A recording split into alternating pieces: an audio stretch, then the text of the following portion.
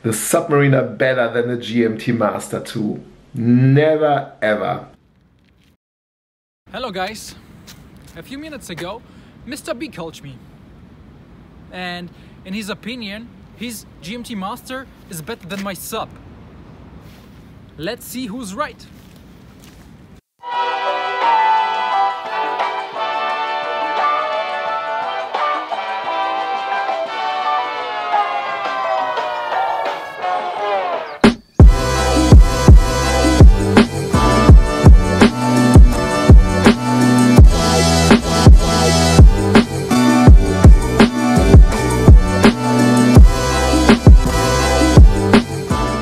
The matte bracelet was the first reason why Eddy did choose the Submariner.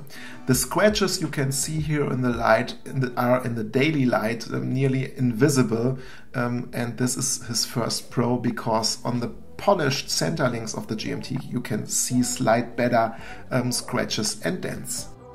Eddy's first pro of the Submariner is a matte bracelet, and I halfly agree, but I as well disagree.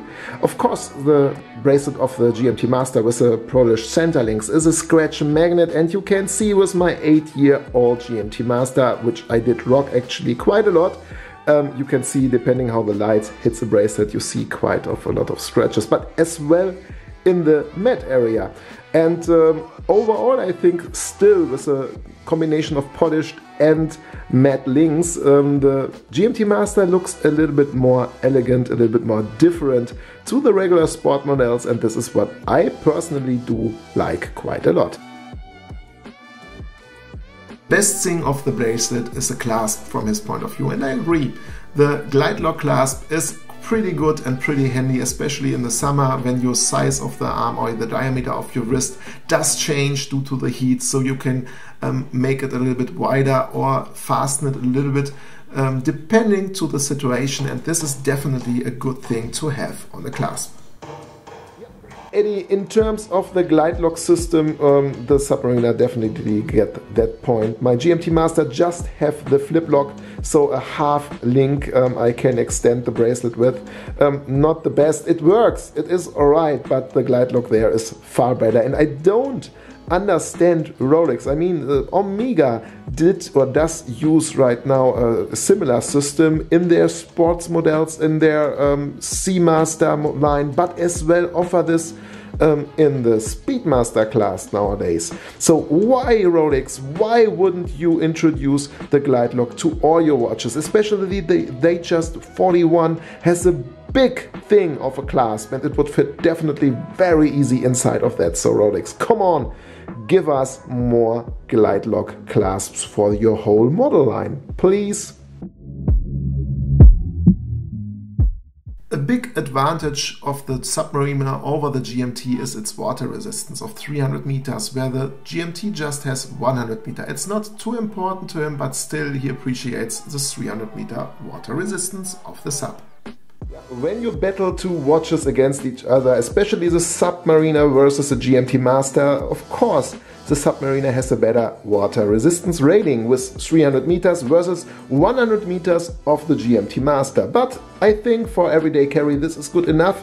You still do have the screw and crown, and the GMT Master there has a big advantage to the just 100 meter of water resistance, and this is a case which is much flatter, well not much, but you can feel it's flatter and due to this more comfortable than the Submariner. So this is definitely my big plus for the GMT. It's a little bit flatter like the Submariner, and it was slightly more comfortable from my point of view. The major pro for Eddy of the Submariner is its bezel, and he does use it every day for different things to time. When he is out for a run or in the kitchen and cook something, the bezel comes in very handy, and he even doesn't use his cell phone for slight or easy timing tasks. And this is what he prefers. As well, if he swims or if he needs to get to another meeting, he time it, he can have every time the time on track without using a cell phone, and this is the best and biggest advantage from his point of view of the Submariner. Yeah, Eddy mentioned that he does use the bezel from the Submariner for timing different things. But to be frank, I do travel a lot. I'm a lot of times for business in the United States or in Mexico, sometimes as well in Asia. And to me, it's the most important thing to track different time zones, that I'm aware about what time it is in Germany when I'm abroad, or what time is it abroad when I'm in Germany. And yes, due to this, I hardly do use my diving bezel on my dive watches for timing daily things, but I definitely do use every day, to be frank, tracking different time zones. As well, my fiance is Mexican, so it's pretty easy or pretty good to have on a quick glance a second time zone, the time of Mexico. Another point from his point of view is the design overall. He thinks the Submariner in terms of design is a little bit more balanced, a little bit more classy than the GMT. From his point of view, the GMT bezel looks a bit crowded and the bezel of the Submariner a bit more classy. Eddy, really? You think the bezel design of the Submariner is better and balanced, more classy, and the bezel of the GMT a bit overcrowded? I don't think so. I can't agree there. I think the GMT bezel is a little bit more balanced due to the ongoing figures printed on that, where the Submariner is a little bit unbalanced. It might look a little bit more classy, but I think overall in terms of proportions, the GMT bezel is here slightly ahead. Even though Eddy does like his Submariner a lot, he wouldn't like to miss his GMT Master. Both watches to him are iconic watches. The GMT to time things, the classy Submariner for diving and everyday carry. Both watches do fulfill in his collection their own task, and he wouldn't like to miss any one of them. In the end, Eddy does like both of his watches, and if you are on the market for a sports model and don't know whether you should get the Submariner or the GMT, we both hope that we could help you with this pros for the Sub and the GMT. But still, if you are on the market, go to a dealer, try them on your wrist, because this is the only way to find out which watch you should get.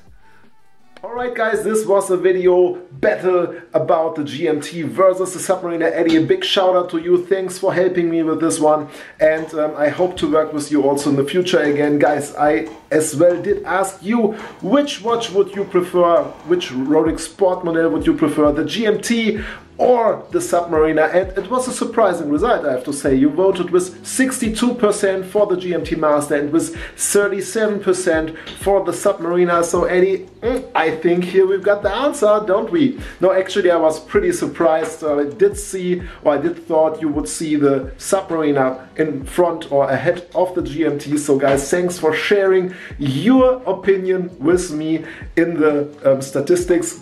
Overall, I wish all of you now a very happy Sunday afternoon, a very happy weekend actually, a good start into the new week. I look forward to see you in the next one. Say goodbye and auf Wiedersehen, euer Konstantin. Ciao guys.